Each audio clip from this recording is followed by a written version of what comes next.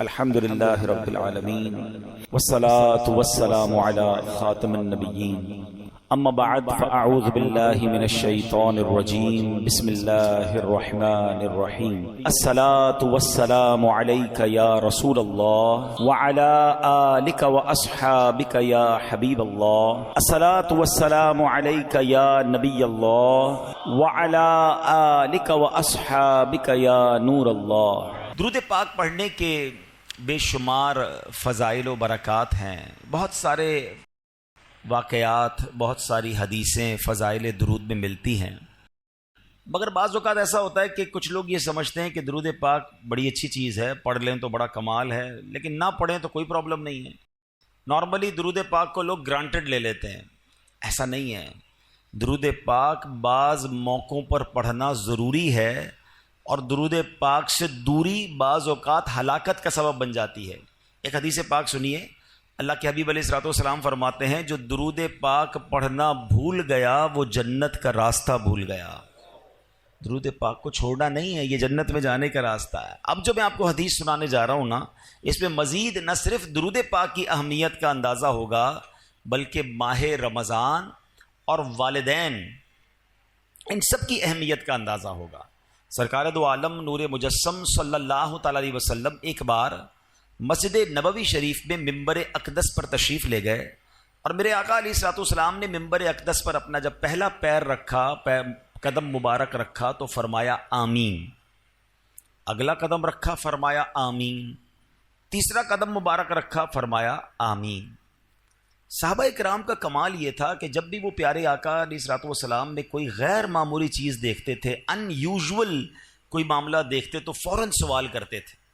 تو سوال کیا، حضور یہ آپ نے ہر قدم مبارک پر آمین فرمایا، اس کے پیچھے کیا حکمت ہے؟ حدیث کا خلاصہ ہے، سرکار دو عالم علیہ الصلوۃ والسلام فرماتے ہیں میرے پاس جبریل امین آئے اور انہوں نے یہ دعا کی کہ یا اللہ جو ماہ رمضان کو پائے اور اپنی مغفرت نہ کروا سکے وہ ہلاک و برباد ہو جائے۔ آقا فرماتے میں نے اس دعا پر آمین کہا ہے۔ دوسری سیڑھی پر قدم رکھا تو جبریل امین نے دعا کی کہ یا اللہ جو اپنے ماں باپ کو بڑھاپے میں پائے اور ان کی خدمت اسے جنت میں نہ پہنچائے تو وہ ہلاک و برباد ہو جائے۔ آقا فرماتے میں نے اس دعا پر آمین کہا۔ اور تیسری سیڑھی پر جب قدم رکھا تو نبی پاک علیہ الصلوۃ والسلام فرماتے ہیں کہ جبریل امین نے دعا کی کہ یا اللہ جو نبی پاک علیہ الصلوۃ والسلام کا نام سنے اور آپ پر درود نہ پڑھے وہ بھی ہلاک و برباد ہو جائے۔ میرے آقا فرماتے میں نے اس دعا پر آمین کہا۔ اب ذرا غور کیجئے، سب سے پہلے تو یہ سمجھتے ہیں اس دعا کی امپورٹنس کتنی ہے، اس دعا کا مرتبہ کتنا ہے۔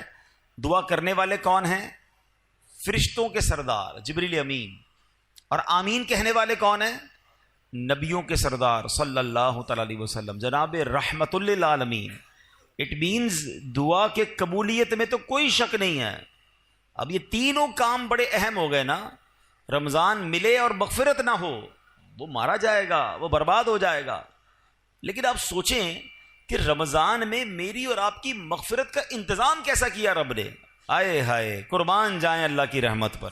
عشرہ رحمت کی آخری گھڑیاں چل رہی ہیں، سبحان اللہ۔ یعنی آپ اگر رمضان کو تھورولی دیکھیں نا تو یہ پورا پیکج ہے کہ کسی طریقے سے میرے بندے بخشے جائیں۔ رمضان ہے کیا؟ مولا علی شیر خدا کرم اللہ تعالی وجہ الکریم فرماتے ہیں اگر اللہ کو اس امت کو عذاب دینا ہوتا نا تو اس امت کو رمضان اور سورہ اخلاص عطا نہ فرماتا۔ بھئی اسی ایک روایت سے سمجھ جاؤ نا کہ رمضان کیا ہے، یہ آیا ہی بخشوانے ہیں۔ اب ذرا پیکج دیکھیں کیا ہے۔ سب سے بڑا پرابلم ہمارا، ہمیں گناہوں کی طرف کون لے جاتا ہے؟ کون لے جاتا ہے؟ شیطان، ہمارا کھلا دشمن ہے نا، ہمیشہ بہکائے گا، نماز نہیں پڑھنے دے گا، عبادت نہیں کرنے دے گا، ہمارے دلوں میں وسوسے ڈالے گا۔ جو ہمارا سب سے بڑا دشمن ہے اس کو بند کر دیا، گلی مک گئی نا۔ اگر دشمن ہی نہیں ہے تو پھر تو مقابلہ ہی ختم ہو گیا۔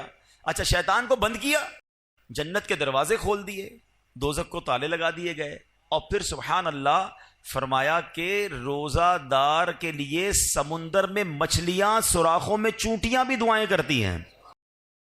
نفل کا ثواب فرض کے برابر، فرض کا ثواب 70 گنا کر دیا۔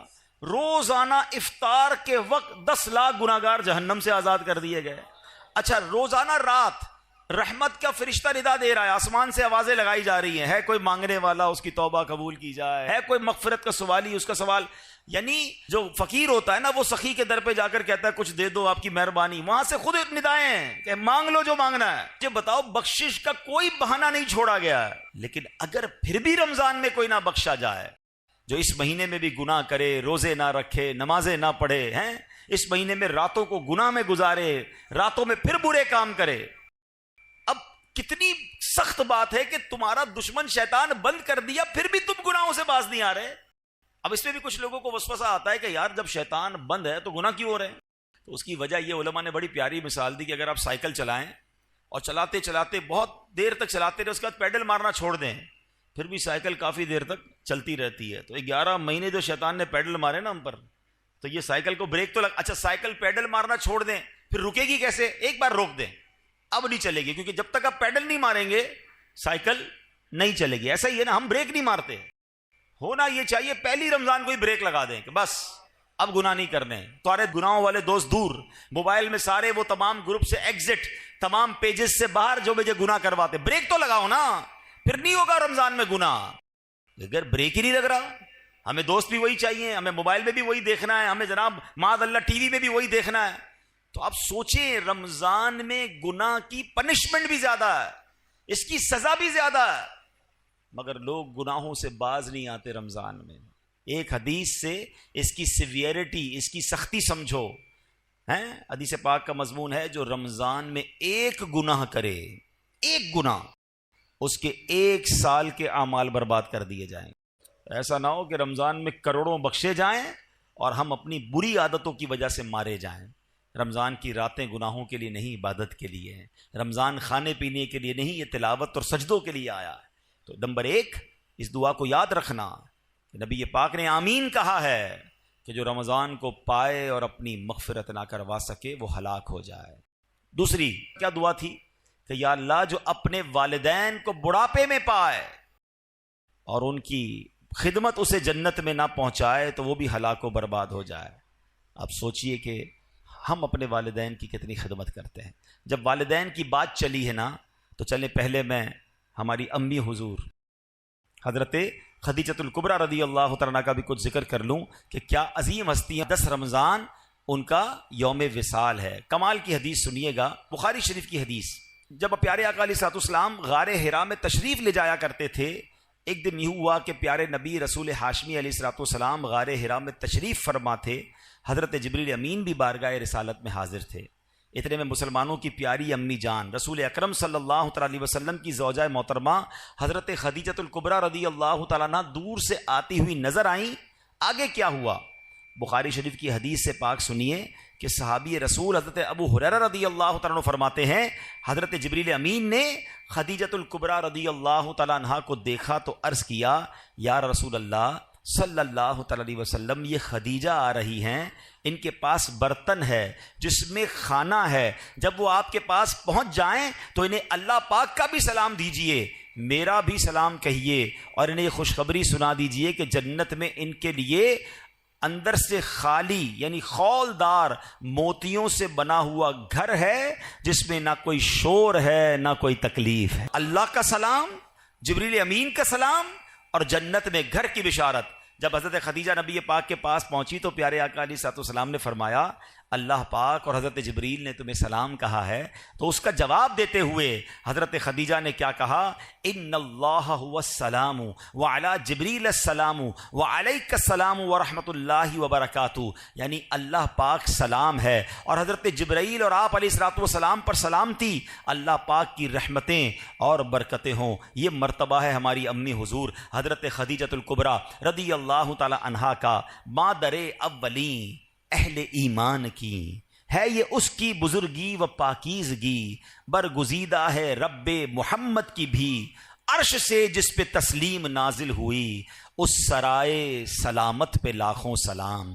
اس کا جبریل ملحوظ رکھے ادب، جنتی گوہریں گھر اسے بخش رب، کوئی تکلیف اس میں نہ شور و شغب، منزل من قصب لا نصب لا صخب، ایسے کو شک کی زینت پہ لاکھوں سلام.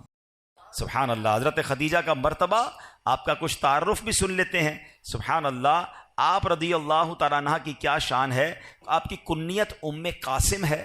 آپ کا سب سے مشہور لقب الکبریٰ ہے. آپ بہت پاک باز، بہت باہمت، بلند حوصلہ، باعزت، اعلیٰ نسب رکھنے والی اور نہایت عقل مند خاتون تھیں. آپ کے اعلیٰ اوصاف و کمالات کی کیا شان ہے کہ زمانہ جاہلیت میں بھی آپ کو طاہرہ یعنی پاکیزہ خاتون اور سیدۃ قریش یعنی قریش کی سردار خاتون کے لقب سے پکارا جاتا تھا. اسلام کا اعلان نہیں ہوا، اس سے پہلے کی بات ہو رہی ہے. حضرت خدیجہ کا ایک بڑا پیارا لقب صدیقہ بھی ہے. نبی پاک علیہ الصلوۃ والسلام نے فرمایا ہذہ صدیقۃ امتی، یعنی یہ میری امت کی صدیقہ ہیں. ایک اور خوبصورت بات کہ پیارے آقا کے 7 اولاد ہوئیں. یاد رکھیے گا 7 بچے ہیں نبی پاک علیہ الصلوۃ والسلام کے. 4 شہزادیاں، حضرت زینب، حضرت رقیہ، حضرت ام کلثوم اور بی بی فاطمہ رضی اللہ تعالی عنہن، اور 3 شہزادے حضرت قاسم، حضرت عبداللہ اور حضرت ابراہیم. ان میں سے صرف حضرت ابراہیم جو تھے وہ حضرت ماریہ قبطیہ رضی اللہ تعالیٰ عنہ کے شہزادے ہیں.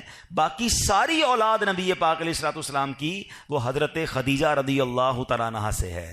یہ یاد رہے. ایک اور خوبصورت بات کہ جب نبی پاک علیہ الصلوۃ والسلام نے ان سے نکاح فرمایا، پیارے آقا کی عمر مبارک 25 سال تھی، اور جب تک بی بی خدیجہ دنیا میں ظاہری حیات میں رہیں، میرے آقا علیہ الصلوۃ والسلام نے کسی اور سے نکاح نہیں کیا.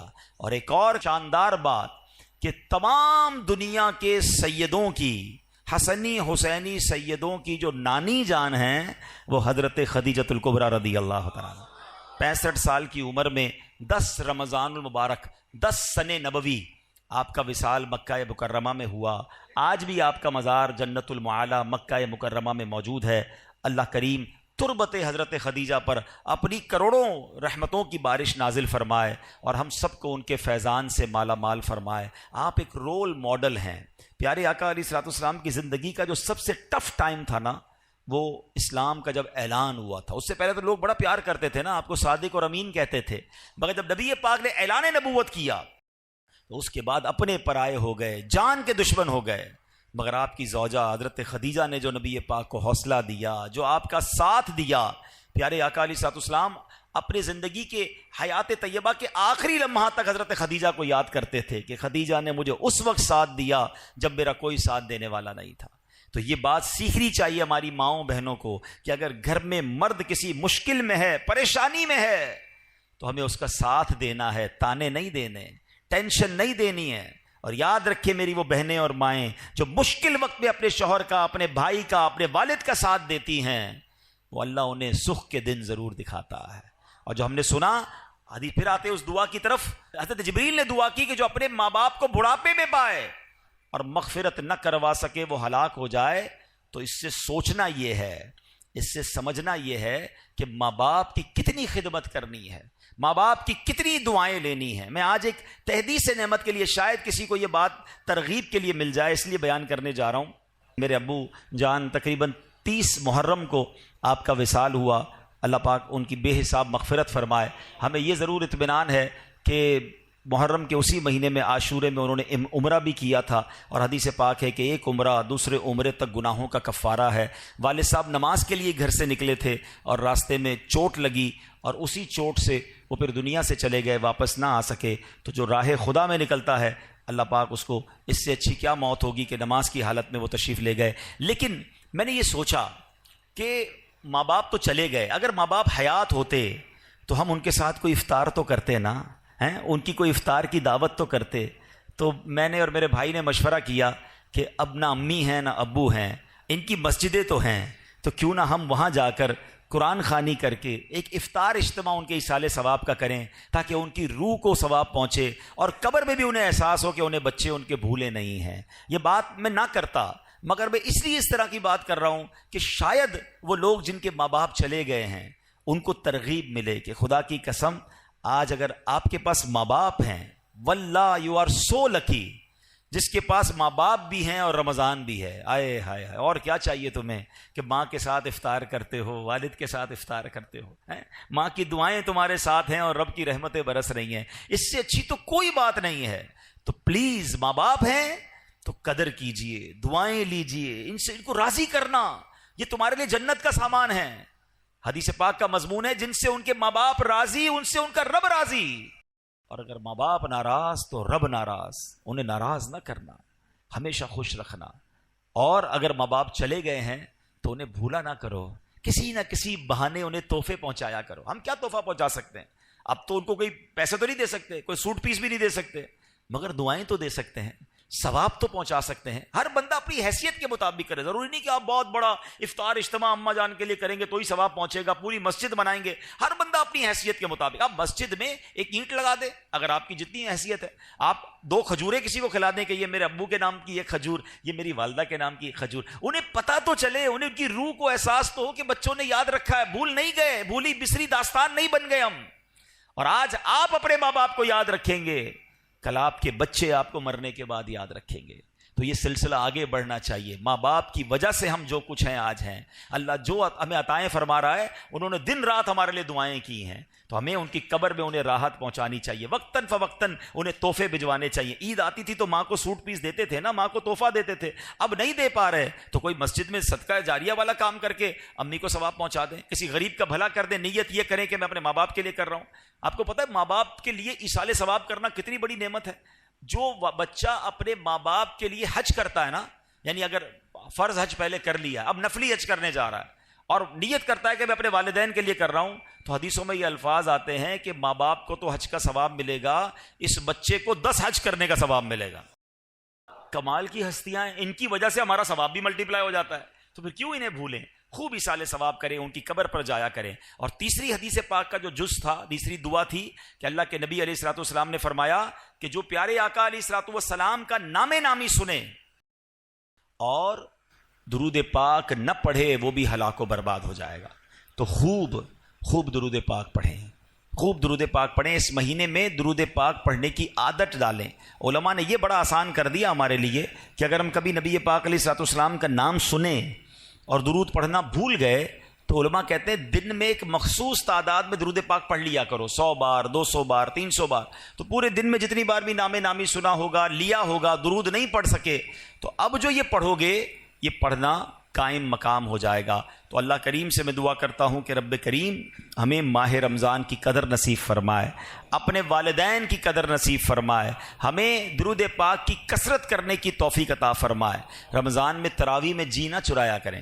کچھ لوگوں کو دیکھا ہے شروع میں 3-4 دن آتے ہیں پھر غائب ہو جاتے ہیں، یا 2-5 روزہ 10 روزہ تراویح پڑھ کے سمجھتے ہیں تراویح معاف ہو گئی ہے۔ تراویح سنت موقدہ ہے۔ آپ کو پتہ ہے تراویح کا ثواب کتنا ہے؟ رمضان میں ہر سجدے پر اللہ کریم 1500 نیکیاں عطا فرماتا ہے، ہر سجدے پر جنت میں سرخ یاقوت کا ایک گھر عطا کیا جاتا ہے۔ ہائے ہائے ہائے، اتنی اللہ نے رحمتیں آسان کر دی، پھر ہم تراویحوں سے بھاگ جاتے ہیں۔ تراویح بھی پڑھیں، نوافل بھی پڑھیں، تہجد بھی پڑھیں، اللہ توفیق دے اشراق چاشت بھی پڑھیں، رغبت کریں۔ یہ وقت آیا، آپ کو پتہ ہے پچھلے رمضان میں کئی لوگ ہمارے ساتھ تھے، کیا پتہ اور آج نہیں ہے، کیا پتہ اگلے رمضان میں ہم نہ ہوں۔ تو اس رمضان کو اپنا آخری رمضان سمجھیں اور خوب عبادتیں کر لیں، یہ بخشوانے آیا ہے تو کر لیجئے جتنی نیکیاں کرنی ہیں۔ اور آخر میں عرض یہ ہے کہ اس مہینے میں سخاوت بھی کیجیے اپنی حیثیت کے مطابق، اپنے غریب رشتہ داروں کی مدد کیجیے، دیگر مسلمانوں کی مدد کیجیے، اور اس کے بعد میری گزارش ہے اپنی دعوت اسلامی کا بھی ساتھ دیں۔ اللہ پاک عمل کرنے کی توفیق عطا فرمائے، اللہ پاک اس مہینے کی برکتیں ہم سب کو نصیب فرمائے۔ صلو علی الحبیب صلی اللہ تعالی علی محمد صلی اللہ علیہ وسلم۔ الحمد للہ رب العالمین والصلاة والسلام علی خاتم النبیین، یا ارحم الراحمین یا ارحم الراحمین یا ارحم الراحمین، یا ربنا یا ربنا یا ربنا یا ربنا یا ربنا۔ اے رب کریم ہماری زندگی میں جو ٹوٹے پھوٹے نیک اعمال ہیں میرے مالک، ان تمام اعمال کا ثواب سرکار دو عالم نور مجسم صلی اللہ تعالی علیہ وسلم کی بارگاہ میں ہدیتاً تحفتاً عقیدتاً پیش کرتے ہیں، قبول فرما۔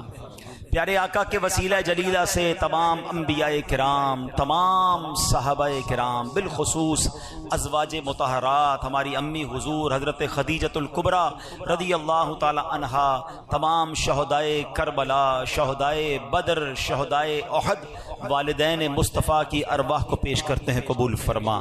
اے رب کریم تمام اولیاء کاملین خصوصاً بالخصوص پیران پیر پیر دستگیر شیخ عبد القادر جیلانی رحمت اللہ تعالی علیہ کی روح مبارکہ کو پیش کرتے ہیں قبول فرما۔ اے اللہ سیدی اعلیٰ حضرت کو اس کا ایصال ثواب پیش کرتے ہیں قبول فرما۔ تمام مسلمین تمام مسلمات بالخصوص میرے مرحوم والدین دادا دادی نانا نانی تمام رشتہ دار اور یہاں جتنے اسلامی بھائی موجود ہیں اللہ ان میں سے جن کے والدین دنیا سے چلے گئے والدین میں سے کوئی ایک اے اللہ ان کو اس کا ثواب پیش کرتے ہیں قبول فرما۔ اے اللہ بخشے جانے والوں میں ہمارا نام بھی شامل فرما دے۔ اے اللہ آج ہماری بھی مغفرت فرما دے، ہمارے ماں باپ کو بخش دے، ہمارے بھائی بہنوں کو بخش دے، ہمارے بیوی بچوں کو بخش دے۔ اے اللہ سرکار علیہ الصلوۃ والسلام کی ساری امت کی بخشش فرما۔ ربنا تقبل منا انک انت السمیع العلیم وتب علینا یا مولانا انک انت التواب الرحیم وافوض امری الی اللہ ان اللہ بصیر بالعباد لا الہ الا انت سبحانک انی کنت من الظالمین۔ اے اللہ بیماروں کو شفا عطا فرما، قرض داروں کے قرضے اتر جائیں، بے اولادوں کو نیک اور صالح اولاد عطا فرما، ہم سب کو اسی رمضان میں مکہ مدینے کی حاضری عطا فرما۔ وصلی اللہ تعالی علی خیر خلقہ محمد وآلہ وصحبہ اجمعین برحمتک یا ارحم۔